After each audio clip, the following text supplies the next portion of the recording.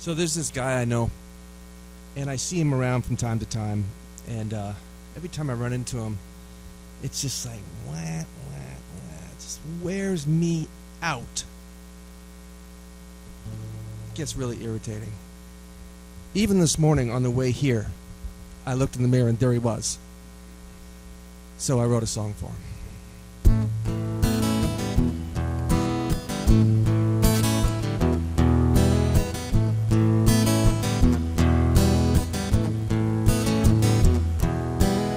Well, I've heard it all before.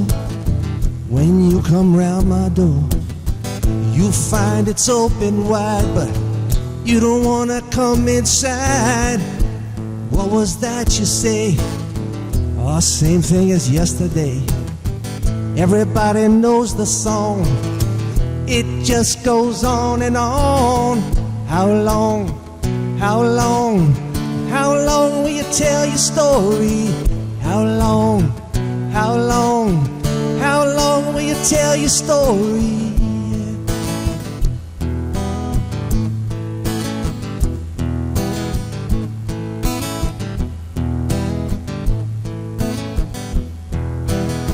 You're not invisible, no. You're not even kiddable. You can always twist and turn everything to make you burn. Even with your best intentions, oh, did I forget to mention, this life's a boomerang, and well, here it comes to make your day. How long, how long, how long will you tell your story? How long, how long, how long will you tell your story?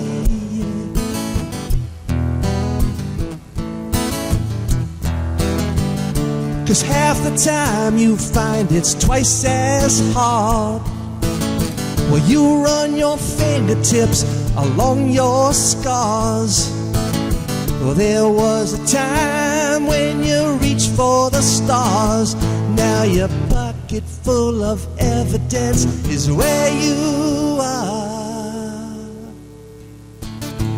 You've got your pit bull grip, you won't ever let it slip.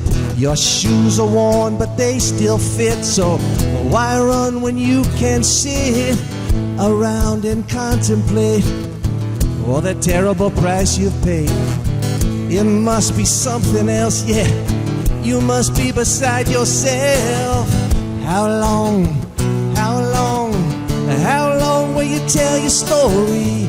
How long, how long, how long will you tell your story? How long, how long, how long will you tell your story? How long, how long, how long will you tell your story?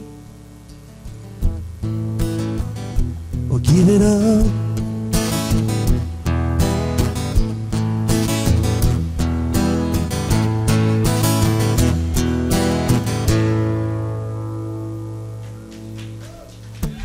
Thank you so much.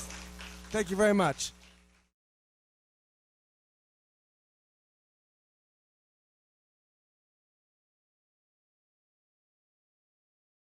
I wanted to start this morning by making an apology to the people in the room, the people that watched online last week.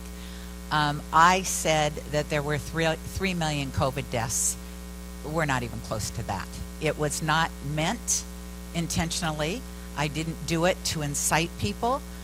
It was just a mistake. And so please understand that when I came in here, I had a talk prepared. I'm always really prepared when I get here. And then when Karen and Christina prayed with me, I got a download on what I should talk about. And so that was unprepared and unintentional. But I just want you to know that I own that, and I am sorry for anybody that I upset with that information. There's a story about a boy named Sparky. For Sparky, school was all but impossible. He failed every subject in 8th grade. He flunked physics in high school, getting a grade of 0. I think I got that grade in physics too, actually. He also flunked Latin, algebra, and English. He didn't do much better in sports. Although he did manage to make the school's golf team, he promptly lost the only important match of the season. There was a consolation match. Guess what? He lost that too. Throughout his youth, Sparky was awkward socially. He was not actually disliked by the other students. No one cared that much. He was astonished if a classmate ever said hello to him outside of school hours. There's no way to tell how he might have done at dating because he never once asked a girl out in high school. He was too afraid of being turned down. Sparky was a loser. He knew it. His classmates knew it. Everyone knew it. So he rolled with it. Sparky had made up his mind early in life that if things were meant to work out, they would. However, one thing was important to Sparky: drawing. He was proud of his artwork, even though no one else appreciated it. In his senior year of high school, he submitted some cartoons to the editors of the yearbook. The cartoons were turned down. Despite this particular rejection, Sparky was so convinced of his ability that he decided to become a professional artist. After completing high school, he wrote a letter to Walt Disney Studios. He was told to send some samples of his artwork, and the subject of a cartoon was suggested.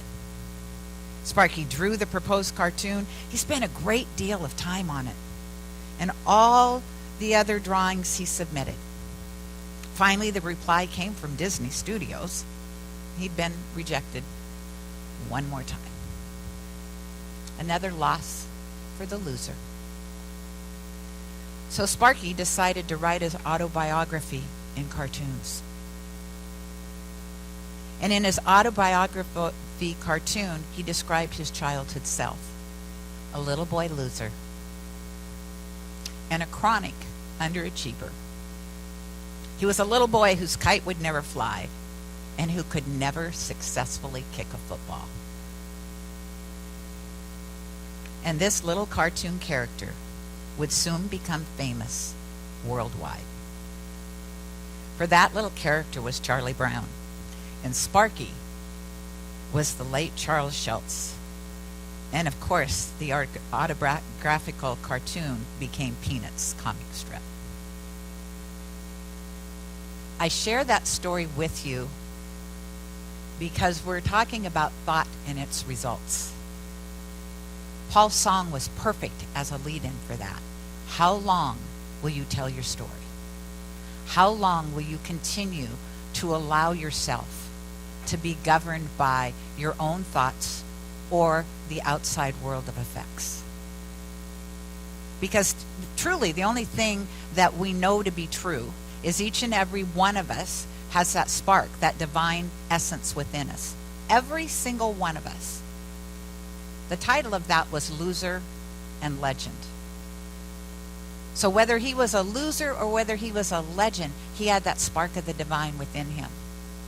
What he needed to do, and goodness knows he did, and I'm not sure where he found the confidence to do that. Can you imagine? I mean, think about that story of Charles Schulz. Think about his life going through school, not really having friends, never dating because he was afraid, and yet he had the courage, even when Disney said no, he had the courage to start creating a strip called Peanuts that we all grew up with, that has turned into movies on TV and at theaters. And so think of his life story. He could have said, like many of us have, I think, in our lives, or like I have in my life, you know what? No. I'm done. That's too much.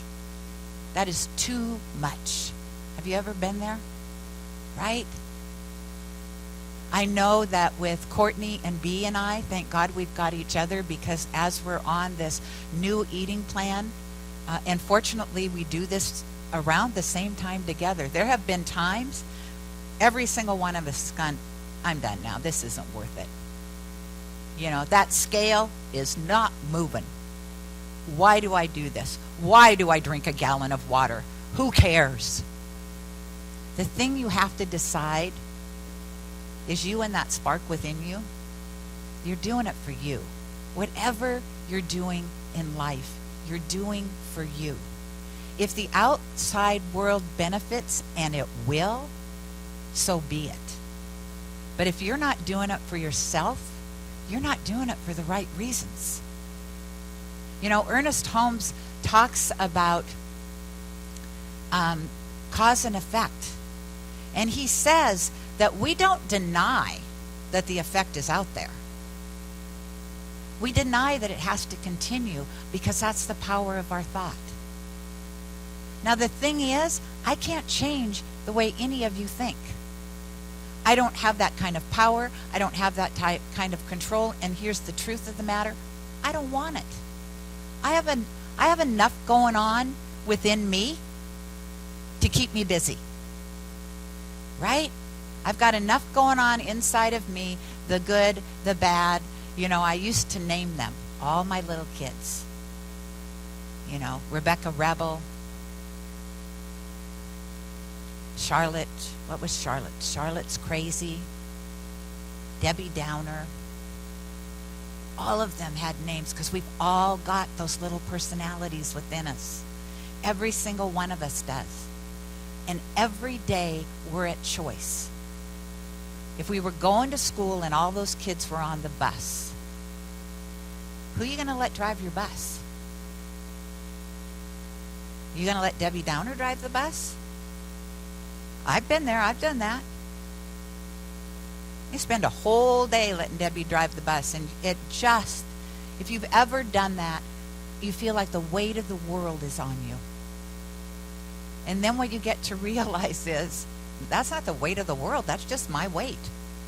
That's just my thought. You know what? The world's still going around. Still sun shining outside. None of you in this room or online lost any sleep when I was having a bad day. Right? And so we really need to start to understand the power of our thoughts. Because it's the one gift we have been given that is totally ours. Nobody can take your thoughts away from you. Nobody can give you thoughts you don't want to accept as true. Nobody can do that. And so I want you to think about your life for a moment. And I learned this practice recently, and I want to give you all the opportunity to do this if you choose. And what I was taught was, if you have something in your life that is happening, you can go back as far as you can think, and there's something that keeps showing its head up. It could be that no matter how much money you make, you're never abundant. No matter how many relationships you are in, they all end up badly. Everybody has a story, and sometimes when you talk to people, they're generational. It's not just your story. If you really talk to your parents, they live the same story. And so what this is called a covenant with God. Known or unknown to you, you have made an agreement with the divine that this is how life is going to be. The beauty of any covenant with God is you can rewrite it. Like Charles Schultz did. He just rewrote his covenant with God. I'm not going to be a loser God. I'm going to be a legend.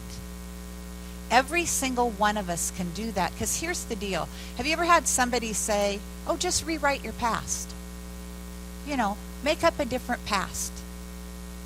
And I was sitting with that today, and I was like, sometimes that can work. And sometimes that might not be easy. Because the past is the past. But what I can do with it is not let it drive who I am. That's the choice I get to make. You can take two people that have had the exact same experience, and let's say it wasn't pleasant. And one person, that experience is going to keep them rooted in that experience over and over and over again. Why? Because they're living it. They're telling the story. They're running the fingers across their scar. The other person, same experience. Instead of making them stuck, they go within and go, okay, how can I change that? How can I use that experience to be stronger, to be better, to be more engaged, to be more heartfelt? How do I do that? Every single one of us, every single day has a choice. Absolutely, we have a choice. How are we going to show up? How are we going to be engaged in our life? And so I invite you to think about that. And as you think about that, a covenant with God is something really simple, short, sweet, something that you could remember, something that you can take with you if you choose, or you can just recite from memory. And so in this class that I took, we each had to come up with a covenant. And so I invite you to do that this week. Come up with a new covenant if you've got something that's appearing over and over and over again in your life. And make a new covenant with God. I replace all previous covenants with God, known and unknown to me, made intentionally or assumed from my ancestors. Today, God and I have a new agreement, a sacred contract, a new covenant. From this day forward, my life is robust, fun, bold, and brave. I stand in total receivership knowing God's got this. Now, why did I say that last part? Because, and I love prayer, so don't misunderstand this. Your relationship with God should be such that it's God as you. And when it's God as you, God's speaking through you all the time. All the time. And so in this class, it was said that I don't have to do anything except accept that divine light as the truth of who I am. That is that practice of looking down, looking out, and looking up. Because when I look up, I am acknowledging that I am one with that is so much bigger than this physical form. Am I going to make mistakes? Absolutely. Is there anybody out here that says they've never made a mistake ever? Phew. If so, come see me after service. I'd like to know how you do that. I make mistakes all the time. I would hope that all of you know when I do that, it's certainly not intentional. It's certainly not intentional. And so I invite each one of you, if you've got something that is going on in your life and it dawns on you, wow, that not only feels familiar, that looks familiar, whatever. Change not the story necessarily, but it is in the past. Surrender it and write a new covenant. You can write a new covenant with God about your abundance.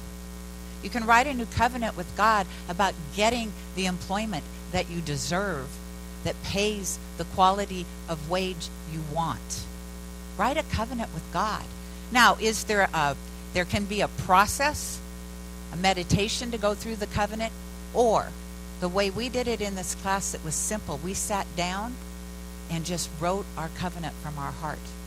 And I will tell you when I got my covenant, because I do that practice, not the looking down necessarily, the looking out and the looking up.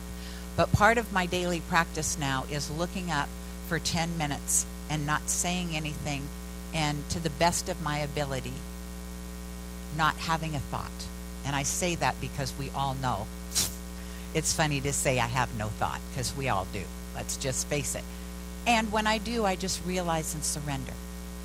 And as I'm sitting there, I got the download for my covenant, and I was like, but I'm not going to remember unless I get up and write this. It was like a little conversation we were having.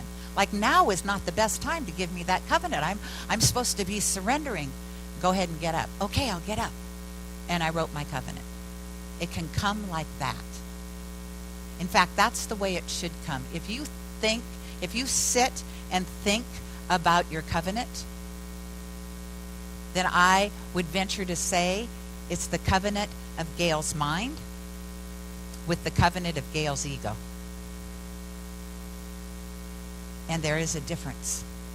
One of my mentors, I don't know if you know him, Reverend Bernardo Montserrat. He was the minister at Santa Fe Center for Spiritual Living, and he's Cuban. And he used to say, he always knew when God was talking to him because God didn't have an accent. And when he heard God with a Cuban accent, he knew that's your ego, Bernardo. Don't pay attention.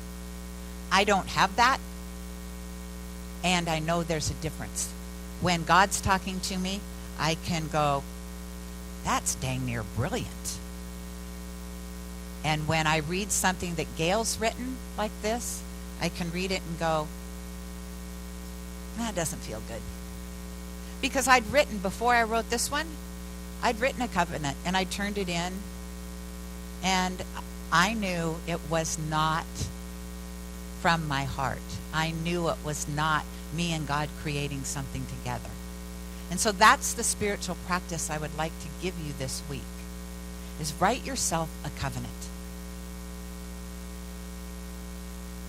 And then be with it.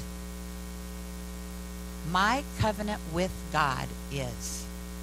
And if you want to say prior to that, I release any prior covenants made, known or unknown to me. Any of them. I cut the cord.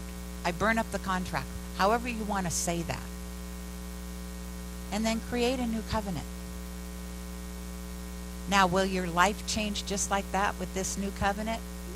Maybe. Maybe not. However, you always go back to your covenant and go, come on. I surrender that because I know there's something bigger going on here. Right? And so that's what I invite you each to do. Spend more time in spiritual practice. Spend more time with God. And I say God. Some people don't. That's fine. Whatever you choose to call it. Higher self, divine presence, whatever you call it. Energy ball. Whatever. Ernest Holmes would say, many paths, same destination. We don't have to call it the same thing. In fact, probably, I believe it is in the Jewish religion, they don't call it anything. Because they realize when you name it, you diminish what it is. Think about that. When you name it, you diminish what it is. It's like saying the word infinite. And then we have to have a description of what infinite means. And so I give you that today. I ask you to release your stories. You don't have to rewrite them. You can surrender them, step over them, and create a new life. Create a new way of being in the world. Create a new you, if you will. Every single day. This I got from Mary Mann and Morrissey. Every single day. Brand new baby day. Brand new baby day. Do you know what that means? It means every single day you have an opportunity to wake up and say, I'm going to be different today. I'm going to be better today. I'm going to be conscious today. I'm going to be kinder today. Whatever that is. Because yesterday, it's done. It's over. And if we keep carrying it with us, we're all going to be stooped over with the weight of our life on our shoulders. So shrug that off. Sit up straight. Breathe in and allow that divine presence to really be you. Let's pray. And you can look up if you choose. You can close your eyes. You can do whatever you're comfortable doing.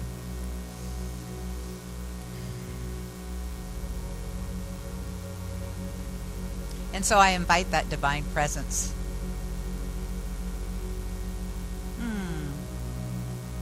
It's already here, so I'm not really inviting it in. It's here. It's over us, around us, through us, as that. So I awaken to that divine presence. I feel it. I feel it on the outside of me. I know it's on the inside of me. It's that one power, presence, magnificence that is omnipresent, omnipotent, omniscient. It is everywhere. It knows all, sees all, is all. And sometimes,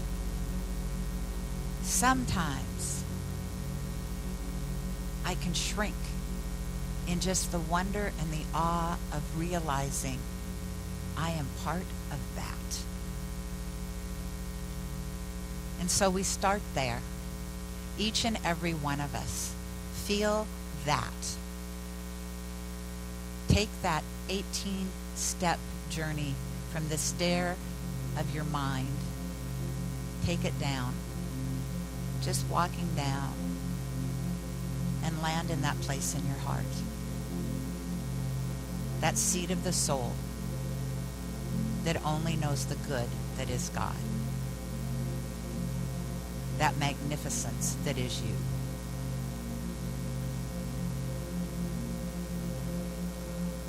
And so, like Charles Schulz, no matter what name we have attached to ourselves in the past, we are all legends. Every single one of us. We are here, we're alive, we are breathing. Think about that for a minute. Think about the history of this planet and what it took our ancestors to get through all of the history back from the very beginning so that you and I could sit here and right now. Oh, that's some pretty powerful gene pools. Own that. You are not a mistake. You are divinely ordained by that on high to be that presence, that one, that knowingness within you. You drive your reality. You write your story. And so I invite each one of us, clean slate, it's a brand new baby day. Create something fabulous for yourself right here and right now. Make it a moment in time that you will never forget. And then do it again tomorrow. And do it again the next day. And if this covenant you're writing no longer serves you, guess what? Make a new one. And another one. You and God are one and the same. You are an individualized manifestation of that thing on high, that thing that is everywhere. Be that. Be that. And so I give thanks right here and right now, for I know that I am that. I claim that, I own that, I am that. I would claim it for each one of you, except you need to claim it for yourself. And so I invite you right here and right now to claim that. Say, I claim that. Yeah, I claim that. I am one with that power, that presence. I am one with that power, that presence. And so I say thank you, God, as I turn all of these words over, knowing that as it is spoken, it is done. God has said yes, because that's what it does. It takes our thoughts, it receives it, it acts upon it, it manifests itself in the mind of God, and then when we're ready, shoots it back to us in form. Watch those thoughts. Watch those thoughts. Create a life that is magnificent. God that one power, that one presence, that one life is you, and it's waiting, waiting, waiting, as is the world, for you to step up and be that legend. I call it good because I know it's God, and together we say, and so it is. Amen. Please welcome back to the stage my beloved Paul Dillon.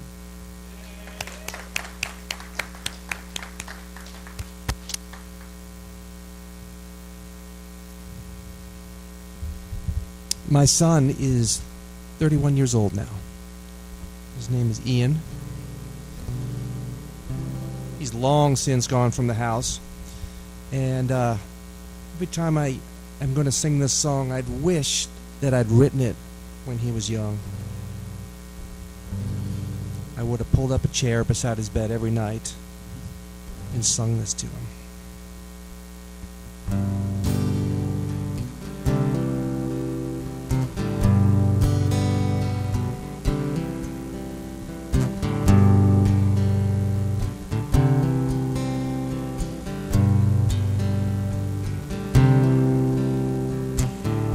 Bang the drum for all you're worth. Spit out the bitterness like a curse. Swallow down the sounds of the days crashing round your own little world. Kick the wall with all you've got and lick the wounds of what you have not been. Open wide for the ride. There's nowhere to hide in this great big world. Yesterday has its arms wrapped around tomorrow, and everything we do today will find a way to follow. But it's alright, jump right in, 'cause this is where our freedom lives. The water is deep, the water is wide. Come on in, the water is fine.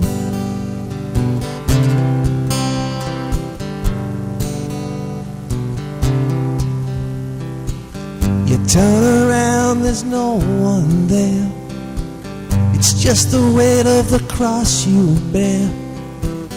Close your eyes, they can lie, and it's no surprise in this crazy world. So take a breath and give it back, and make your wishes a matter of fact. And take a step outside, watch your days arrive into your brand new world. 'Cause yesterday has its arms, they're wrapped around tomorrow, and everything we do today will find a way to follow. But it's alright, jump right in, 'cause this is where our freedom lives. The water is deep, the water is wide. Come on in, come on in, come on in, the water is fine. Yeah, it's fine, the water's fine. Oh yeah.